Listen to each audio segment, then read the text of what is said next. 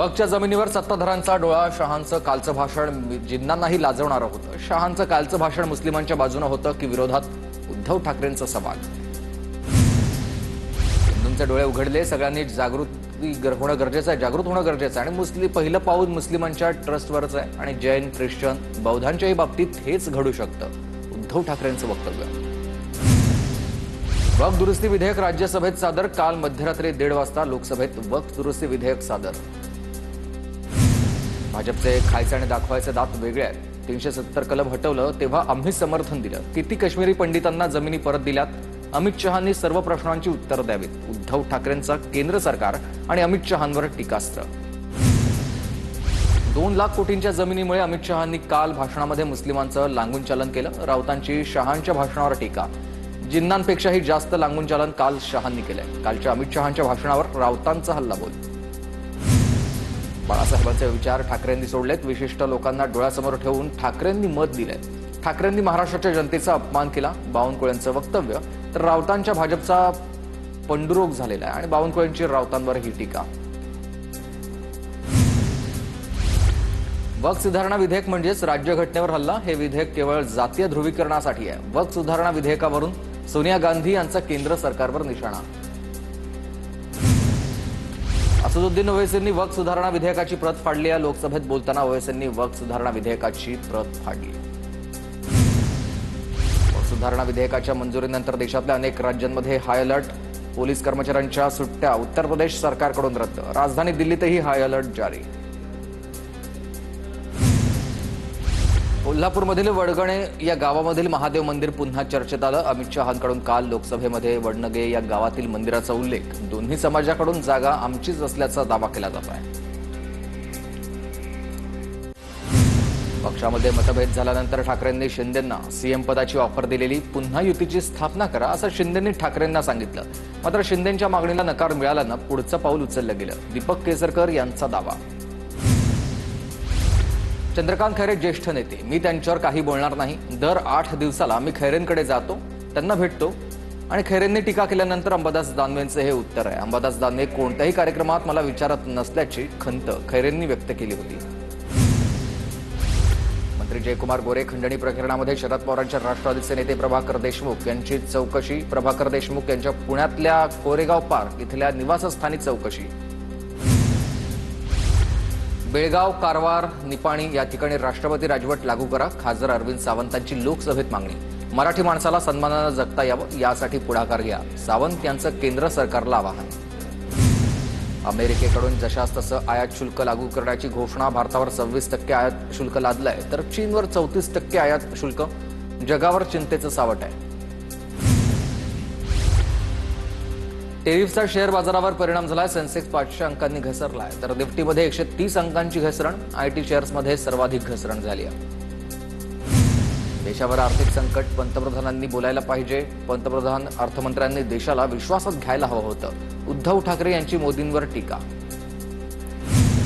राहुल कनाल यांचं बुक माय शोच्या सीईओंना पत्र. कामराच्या शोच्या तिकिटांची विक्री करू नये अशी विनंती केली आहे. कामराच्या शोमधील प्रेक्षकांना पोलीस ठाण्यामध्ये येण्याची गरज नाहीये. शोच्या वेळी उपस्थित प्रेक्षकांनाही पोलिसांनी नोटीस पाठवलेली होती. पोलिसांकडून काही साक्षीदारांचे जबाब नोंदवण्याचं काम सुरू आहे. दिशाच्या मृत्यूनंतर सतीश सालियान यांनी मुंबई पोलिसांना दिलेला जबाब समोर आलाय. सतीश सालियान यांच्या संपर्कात असलेल्या महिलेबद्दल दिशाला गैरसमज झाले होते. सतीश सालियान संपर्कातल्या महिलेला पैसे देत होते. दिशा आणि सतीश सालियान यांच्यात वाद होते. सुप्रीम कोर्टामधील सर्व न्यायाधीशांनी आपली संपत्तीची माहिती सुप्रीम कोर्टाच्या वेबसाईटवर जाहीर करावी. सरन्यायाधीश संजीव खन्ना यांचे निर्देश. पुण्यात पवार गटाच्या खासदारांनी केंद्रीय मंत्री नितीन गडकरींची भेट घेतली. मतदारसंघातील महामार्गाच्या प्रश्नासंदर्भात चर्चा. सुप्रिया सुळे, बजरंग सोनवणे, धैर्यशील मोहिते पाटील यांची उपस्थिती. स्थानिक स्वराज्य संस्थांच्या दृष्टीनं भाजपची नवी खेळी. भाजपकडून नव्या नेतृत्वाला संधी देण्याचा प्रयत्न आहे. पक्षांतर्गत नेमणुकीमध्ये युवकांना अधिकाधिक जबाबदारी देण्याचे संकेत. राज्यामध्ये पुरुष हक्क आयोगाची स्थापना करा. भूमाता ब्रिगेडच्या अध्यक्षा तृप्ती देसाईंची मागणी. उल्हासनगरच्या स्टेट बँकेला मनसेचा इशारा. एका महिन्यामध्ये बँकेतील सर्व व्यवहार मराठीत दिसले नाही तर कानाखाली आवाज काढू. मनसैनिकांचा इशारा. उल्हासनगरमध्ये मनसेचे 10 ते 12 कार्यकर्ते पोलिसांच्या ताब्यात. कोटक महिंद्रा बँकेला इंग्रजी बोर्ड लावा अन्यथा बँक फोडून टाकण्याचा सज्जड इशारा दिल्यानंतर कार्यकर्ते ताब्यात घेण्यात आले. मुंबईतील झोपडपट्टी पुनर्विकास प्राधिकरण कार्यालयावर मनसेचा मोर्चा. वरळीमधील प्रेमनगर, सिद्धांतनगरमधील रहिवाशांचं पुनर्वसन रखडलंय. मनसे आक्रमक झाली आहे. लालबागच्या आयकर भवनाबाहेर मनसेचं आंदोलन. मराठी भाषेत कामकाज झाले पाहिजे अशी मागणी आहे. सोलापूरमध्ये मनसेकडून बँक ऑफ महाराष्ट्रामध्ये जोरदार घोषणाबाजी. राज ठाकरेंच्या आदेशानंतर मनसे आक्रमक. बँकेचा व्यवहार मराठीत ठेवण्याच्या मागणीसाठी निवेदन देत बँकेत स्टिकर लावलंय. पुण्यामध्ये संभाजी ब्रिगेडच्या विरोधात शिवधर्म फाउंडेशनचा मोर्चा. संभाजी ब्रिगेड संघटनेचं नाव बदलण्याची मागणी आहे. संघटनेच्या नावातून छत्रपती संभाजी महाराजांचा एकेरी उल्लेख होत असल्याचा दावा केला आहे. सोलापूरमध्ये भाजपच्या संघटनपूर्व अभियान अंतर्गत पदाधिकारी मेळाव्याचं आयोजन. मेळाव्यात पालकमंत्री जयकुमार गोरे यांच्याकडून मार्गदर्शन. बीड जिल्हा कारागृहात अतिरिक्त कैद्यांचा ताण वाढला. 161 कैद्यांची क्षमता असणाऱ्या कारागृहामध्ये 340 कैदी बंदिवान आहेत. कारागृहामध्ये जागा नसल्यानं प्रशासन हतबल झालंय. लोणावळ्यामधील एकविरा देवीच्या यात्रेनिमित्त भाविकांना मुंबई पुणे एक्सप्रेसवेवरील टोल माफ. आजपासून 5 तारखेपर्यंत कार्ला डोंगरावर एकविरा देवीची पालखी सोहळा असेल आणि ठाण्यातील माजी स्थायी समिती सभापती संजय भोईर यांनी एकनाथ शिंदेंकडे टोल माफी देण्याची केली होती मागणी. उपमुख्यमंत्री एकनाथ शिंदे आणि कुटुंबियांकडून एकविरा देवीला साडीचोळीची ओटी. शिवसेना तालुका प्रमुख राजू खांडभोर यांच्याकडून कार्ला देवस्थान मार्फत ओटी देवीला अर्पण. कबुतरांना दाणे टाकल्यास 500 रुपयांचा दंड. पालिकेच्या घनकचरा विभागाच्या नव्या नियमावलीत तरतूद कायम. आणि कबुतरांना अन्न खाऊ घातल्यास पालिका दंड आकारणार आहे. मुंबई पोलीस आणि मुंबई पालिका धारावीच्या रोडवरील फेरीवाल्यांना हटवणार आहे. वाहतूक सुरळीत करण्याच्या उद्देशानं 10 जणांची विशेष टीम तैनात करण्याचा निर्णय.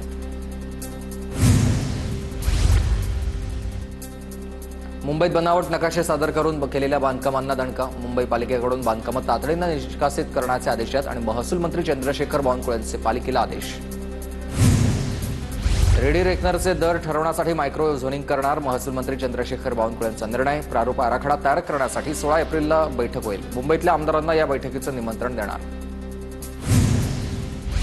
कात्रज कोंढवा रस्त्याचं काम लवकरच. बेकायदा बांधकामं स्वतंत्र महानगरपालिकेचा मुद्दा या अधिवेशनात उपस्थित. सर्व प्रश्न लवकरच मार्गी लागतील आहेत. आमदार योगेश टिळेकरांची माहिती.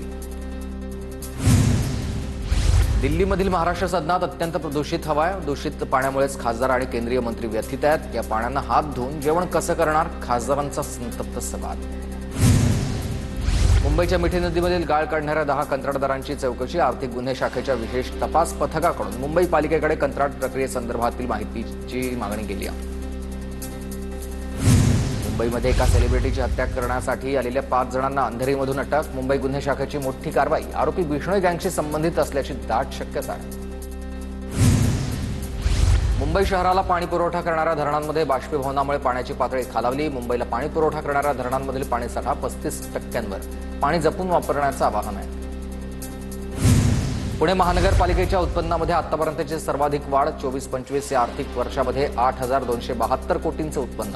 गेल्या वर्षीपेक्षा 12 कोटींची उत्पन्नात वाढ झाली आहे. मुंबई शहरात रेल्वेच्या जमिनीवर तब्बल 103 बेवारस होर्डिंग्स उभे असल्याची माहिती. होर्डिंग उभारण्यासाठी पालिकेची परवानगी घेतली नसल्याची माहिती समोर आली आहे. मुंबई महानगर प्रदेशामधील रिक्षा टॅक्सी मीटर रिकॅबिलिटेशन एक महिला उरलाय आणि आतापर्यंत 1,98,362 रिक्षा यांचं रिकॅबिलिटेशन पूर्ण झालंय. तर 15,000 टॅक्सींचं रिकॅबिलिटेशन बाकी आहे. आरोपी दत्तात्रय गाडेच्या चौकशीसाठी ताबा मिळावा यासाठी गुन्हे शाखेनं केलेला अर्ज कोर्टानं फेटाळला. स्वारगेट अत्याचार प्रकरणात आरोपी दत्तात्रय गाडे सध्या न्यायालयीन कोठडीत आहे. पुण्यामध्ये ई-बाईक टॅक्सीला प्रवासी वाहतूक संघटनांचा विरोध. प्रवासी वाहनांचे पर्याय उपलब्ध असलेल्या ठिकाणी ई-बाईक टॅक्सीला परवानगी देऊ नये. प्रवासी संघटनांची मागणी आहे. सोलापूरमध्ये गाळवेगळे या जमिनीमध्ये उन्हाळी पिकं घेण्यासाठी लगबग सुरू झाली आणि उजनी धरणामधील पाणीसाठ्यात घट होऊ लागल्यानं शेतकऱ्यांची लगबग सुरू झाली आहे.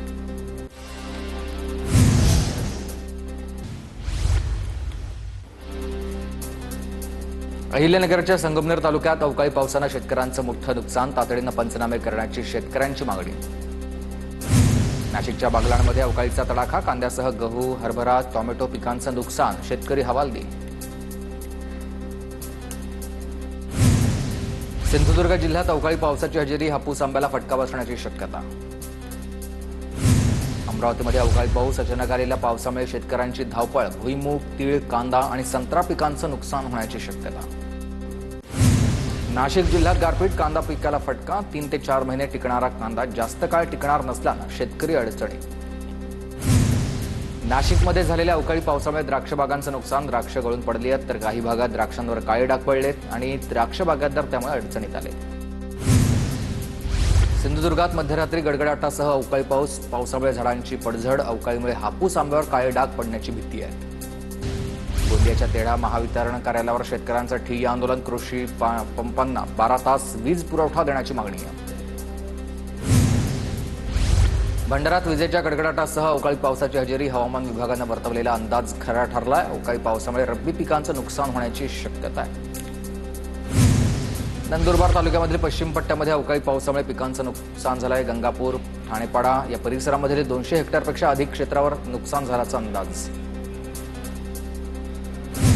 जालना जिल्ह्यात 2 दिवस ढगाळ वातावरण, हवामान विभागाकडून आजही पावसाचा अंदाज, शेतकरी चिंतेत. आज सिंधुदुर्गसह मध्य महाराष्ट्र, मराठवाड्याला येलो अलर्ट, बंगालच्या उपसागरावरून येणाऱ्या बाष्पयुक्त वाऱ्यांचा परिणाम.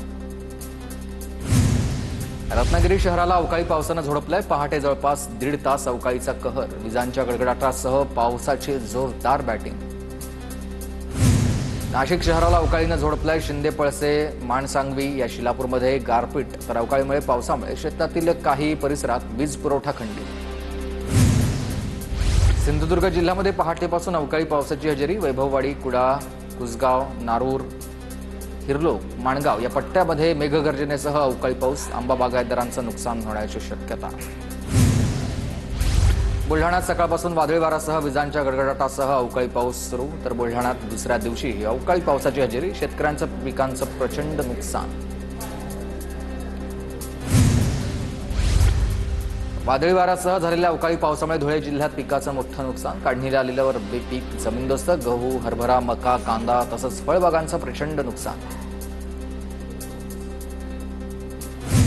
जालन्यात पाण्याअभावी द्राक्षांच्या बागांवर कुऱ्हाड, तालुक्यातील अनेक गावांना पाणी टंचाईच्या झळा.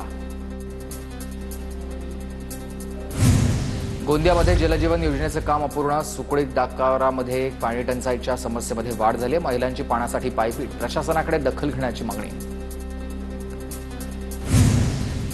नंदुरबार जिल्ह्यामधील लघु मध्यम प्रकल्पांमध्ये 55% पाणीसाठा उपलब्ध, तापमानाचा पारा अधिक राहणार असल्यानं पाणी पातळी खालावणार असल्याची माहिती आहे. पाणी जपून वापरण्याचं आवाहन करण्यात येत आहे. नागपूरमध्ये डेकोरेशन गोडाऊनमध्ये चोरी, आरोपीला मानकापूर पोलिसांकडून अटक. 1,70,000चा मुद्देमाल जप्त. बीडमधील कितुरा गावातील नवदाम्पत्याची कौटुंबिक वादातून आत्महत्या. 40 दिवसांपूर्वी विवाह झालेल्या दाम्पत्याची आत्महत्या. दोघांना पुण्याला वास्तव्यास जाण्यावरून कुटुंबात वाद झाल्याची माहिती आहे. पोलिसांचा या सगळ्यात तपास सुरू झालाय. सरकारनं कर्जमाफीचं आश्वासन देऊन शेतकऱ्यांची दिशाभूल केली. सरकारवर 420चा गुन्हा दाखल करण्यात यावा. बुलढाण्यात शेतकऱ्यांचं पोलिसात निवेदन. छत्रपती संभाजीनगरमध्ये चोरीच्या घटनांमध्ये वाढ. गंठण, मंगळसूत्र आणि सोनसाखळी चोरी केल्याची घटना. पत्ता विचारण्याच्या बहाण्यानं चोरी केली आहे. घटना सीसीटीव्हीमध्ये कैद. कल्याण बाजार समिती निवडणुकीची प्रक्रिया रामभरोसे आहे. मुदत संपल्यानंतर 2दा 6 महिन्यांची मुदत वाढ, तर अधिसूचना जाहीर करून अंतिम मतदार यादी आणि निवडणूक कार्यक्रमाचा पत्ता नाही आहे. सिंधुदुर्गाच्या कुडाळमध्ये एसटी बस आणि इको कारची समोरासमोर धडक. अपघातामध्ये शाळकरी विद्यार्थी किरकोळ जखमी आहेत. जळगावच्या धरणगाव तालुक्यातील विविध गावांना जिल्हा परिषद अधिकाऱ्यांकडून सरप्राईज व्हिजिट. घरकुलांच्या कामासह प्राथमिक आरोग्य केंद्राची पाहणी. केंद्र सरकारनं राज्यांना दिलेल्या निर्देशकांनुसार क्षयरोग निर्माण कार्यक्रमात राज्यातील 26 महानगरपालिकांमध्ये धुळे महानगरपालिका राज्यात 2ऱ्या क्रमांकावर, तर 81 जिल्ह्यांमध्ये 9व्या क्रमांकावर आहे. अमरावतीच्या चोरमाहुलीमध्ये शिवशाही बस जळाल्याचं प्रकरण. एसटी महामंडळाचे 6 अधिकारी कर्मचारी निलंबित. कर्तव्यावर कसूर केल्याचा विभाग नियंत्रणांकडून ठपका. 6 एप्रिलला साई मंदिर दर्शनासाठी रात्रभर खुलं राहणार. रामनवमी निमित्त मंदिर रात्रभर खुलं ठेवण्याचा निर्णय. शिर्डीत रामनवमी उत्सवाची जय्यत तयारी. धुळ्याच्या साक्री रोडवर आनंदादेवी यात्रोत्सवाला प्रारंभ. 2 दिवस यात्रेमध्ये हजारो यात्रेकरू सहभागी होणार आहेत. धुळ्यामध्ये एकविरा देवीच्या यात्रोत्सवासाठी प्रशासनाची जय्यत तयारी. आयुक्तांसह पोलीस प्रशासनानं मंदिर पाहणी केली आहे. येत्या 10 तारखेपासून यात्रोत्सवाला सुरुवात होईल.